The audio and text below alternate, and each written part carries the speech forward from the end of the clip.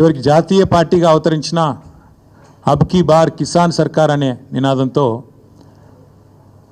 రైతు కేంద్ర బిందువుగా ప్రభుత్వాన్ని ఎవరు నడిపినో అందరికీ తెలుసు. తెలంగాణలో ఏ పంటను అడిగినా, ఏ పైరుని అడిగినా, ఏ రైతుని అడిగినా, ఆ రైతు పక్కనే ఉండే ఎద్దుని అడిగినా స్పష్టంగా చెప్తుంది వ్యవసాయాన్ని పండుగగా చేసింది ఎవరు అంటే. కాకపోతే జగమెరిగిన సత్యాన్ని అర్థం చేసుకోలేని వాడిని చవట అంటారు, నిజం తెలిసినా కూడా ఒప్పుకోనని రేవంత్ రెడ్డి అంటారు. ఏ పైరుని అడిగినా అట్లా అయిపోయింది వాళ్ళ పరిస్థితి. అన్నీ తెలుసు, తెలియదని కాదు, తెలివి తక్కువ అని కాదు, లేదా అర్థం కాదని కాదు, తెలిసి తెలియనట్టు కనబడేదాన్ని చూస్తూ చూడనట్టు నటించేవాడిని రేవంత్ రెడ్డి అనక తప్పదు. నిజానికి చెప్పాలంటే ఇందులో చర్చించుకోవడానికి కానీ ఛాలెంజ్లు విసురుకోవడానికి కానీ పెద్దగా ఏం లేదు. కానీ ముఖ్యమంత్రి గారు ముచ్చట పడుతున్నారు. నిన్న రంకెలు వేసినారు. రొటీన్గా ఆయన పాపం సభ పెట్టినాడు అంటే 4 బూతులు, 5 ఛాలెంజ్లు, 6 తొడలు కొట్టే డైలాగులు, 2 గుడ్డలు ఊడదీస్తా అని 2 మళ్ళీ భాషణాలు, వాగ్భూషణాలు.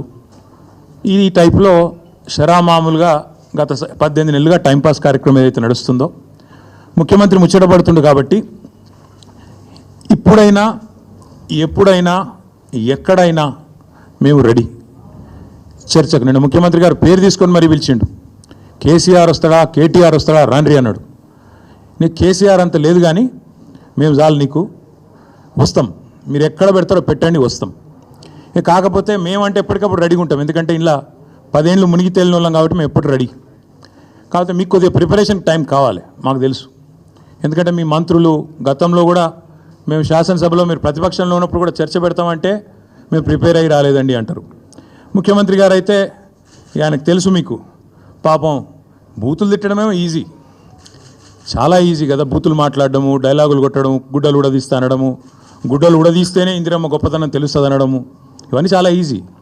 కానీ ముఖ్యమంత్రి గారికి నేను ఎందుకు 72 గంటలు టైం అంటున్నా అంటే, మళ్ళీ మీరు అక్కడికి చర్చకు వచ్చి బేసిన్లు బెండకాయలు అని చెప్పి ఆయనతో ఉన్న పరువు తీసుకుంటే తెలంగాణ ముఖ్యమంత్రి పరువు పోతుంది. ఇప్పటికే మీరు ఎంత సిగ్గుమాలిన వ్యక్తో ఇప్పటికే అందరికి అర్థమైపోయింది. ఎవడన్నా అడుగుతాడండి ముఖ్యమంత్రి, దేవాదుల గోదావరి బేసిన్లు ఉన్నదా అని అడిగే పరిస్థితి ముఖ్యమంత్రిది. బేసిన్ తెలియదు, బెండకాయ తెలియదు. దాంతోపాటు ఇంకా దరిద్రం ఏంటంటే నల్లమల పులి అని చెప్పుకుంటాడు. నల్లమల తెలంగాణలోనే ఉంది కదా అని అడుగుతాడు మీటింగ్లో. అంటే ఇంత నికృష్టమైన వ్యక్తి కాబట్టే కొద్దిగా ప్రిపేర్ అయ్యేందుకు టైం వారికి 72 గంటల సమయం ఇస్తూ ఉన్నాం. లేదు ముఖ్యమంత్రి గారు కనుక ముచ్చటపడి లేలే మా సొంత ఊరికే రండి కొండారెడ్డిపల్లి కంటే అక్కడికైనా వస్తాం, లేదు మా సొంత నియోజకవర్గం కొడంగల్లో పెడతా నేను అంటే నీ ఇష్టం, అక్కడైనా పెట్టు. లేదు మా నాయకుడు కేసీఆర్ గారి సొంత ఊరు చింతమడకకు వస్తావా, అక్కడ రెడీగా ఉంటాం. లేదు మా నాయకుడు కేసీఆర్ గారి నియోజకవర్గం గజ్వేలు, అక్కడికి వస్తావా, నీ ఇష్టం. ఊరు నీ ఇష్టం, ప్లేస్ నీ ఇష్టం, సమయం డేటు అన్నీ నీ ఇష్టం.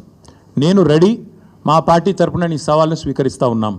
ఇందులో ముఖ్యమంత్రి గారి తరపున మరి ముఖ్యమంత్రి గారు ఇచ్చిన సవాల్ను పార్టీ తరపున నేను స్వీకరిస్తూ ఉన్నా.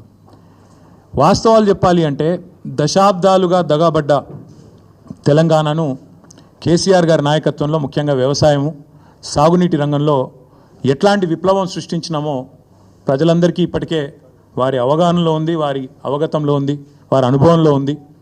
అయినప్పటికీ కొన్ని విషయాలు గుర్తు చేయాల్సిన బాధ్యత మా మీద ఉన్నది. ఆనాడు సమైక్య రాష్ట్రంలో తెలంగాణను నీళ్ళు ఇవ్వక ఎండబెట్టినారు కాబట్టే, కరెంట్ ఇవ్వక కాల్చక తిన్నారు కాబట్టే తెలంగాణ ఉద్యమం పుట్టింది. నీళ్లు, నిధులు, నియామకాలు అనే ఒక నినాదంతో ఆనాడు మేము ఉద్యమాన్ని నడిపాం. ఈరోజు ముఖ్యమంత్రి గారు కూడా అదే నినాదంతో పనిచేస్తున్నారు. నీళ్ళేమో ఆంధ్రాకు పంచుతున్నారు, ఆంధ్రాకు పంపుతున్నారు, బనకచెర్ల పేరిట ఇంకో పేరిట. నిధులేమో ఢిల్లీకి పంపుతున్నారు.